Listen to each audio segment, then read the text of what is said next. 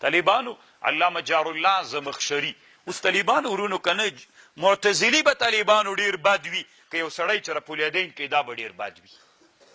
کنه هم معتزلي دي موږ سره په عقیده کې ورانه لري خو طالبانو ورونو تاسو ته اوس خوند درکوي چې زه جارالله زمخشري یاد کړم او سپکه پسې ووایم او که دا خوند کوي طالبانو سره له دې معتزلي ده و طالبانو په عقیده کې را سره وران ده ګوره وړه خبر خو نه ده یو په فروع کې وران ده یو په عقیده کې وران ده په اصلي طالبانو چې تر نقل کوي دا نن شهاب الدین الوسی چې کم نقل تیر نه کوي ته ورته غوږ ونیسه طالبانو دی وی علامه جارالله زمخشري داسې خبر کړې ده یوه خبره یې کړې دوی معتزله خو د الله لیدل وی الله نه لیدل کېږي قیامت کې به مسلمانان نه ویني ځکه دلته کله چې دوی غوښتنه وکړه چې الله ته موږ ته ځان راوښیه فاخذتهم الصاعقه بظلمهم یعنی دینه داسې معلومه سوله دا دوی غوښتنه د الله دا ظلم ده نو چې ظلم سو نو د الله لیدنه د الله د لیدنې غوښتنه ظلم ده نو چې ظلم سو طالبانو ورونو نه معتزله له دین استدلال کوي چې الله نه لیدل کېږي صحیح ده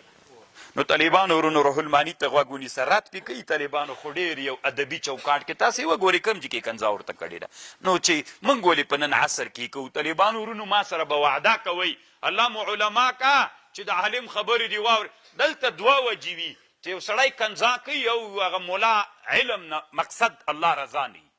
ځکه طالبانو بده پې لګېږي او که د تا د الله رضا مقصد وي خو د هغه مقصد دا ده چې احقاق د حقو کې د دم دا مقصد خطا سوی دی تو په ادب باندې به یې کوئ طالبان نو دی وایي چې ګوره که دوی د بني اسرائیلو د ادب په چوکاټ کې دا غوښتنه د الله د لیدنې کړې وای بیا ظلم نه و طالبانو خو د دوی د غوښتنه داسې تعنتن و استهزاءن و رشخندن ولا نو د دغې په خاطر باندې دا ظلم و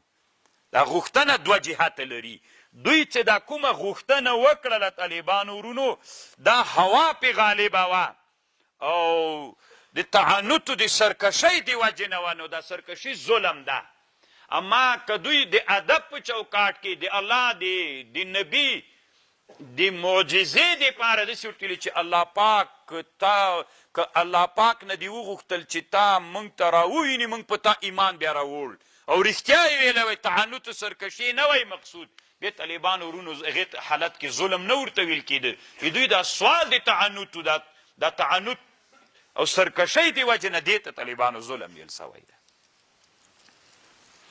ورفعنا فوقکم الطور الله وی ورفعنا پورته که مونږ پاس په دوی باندې جبل الطور بمیثاقهم وقلنا لهم ادخلوا الباب مونږ ورته ویلي دوی ته ننوځئ دروازې ته د بیت المقدس په سجده باندې وقلنا لهم مونږ ورته ویلې لا تعتدوا فی السبت تاسې تعدا مه کوئ په هفتې په ورځ واخذنا منهم میثاقا غلیظا مونږ اخیستلی له دوی نه عهد محکم مونږ ورته ویلي ادخلوا الباب سجدا دروازې ته په سجده ننوځئ طالبانو مخکې مې هم درته ویلي بیت المقدس کې اوس هم یوه دروازه سته باب الحطه ورته وایي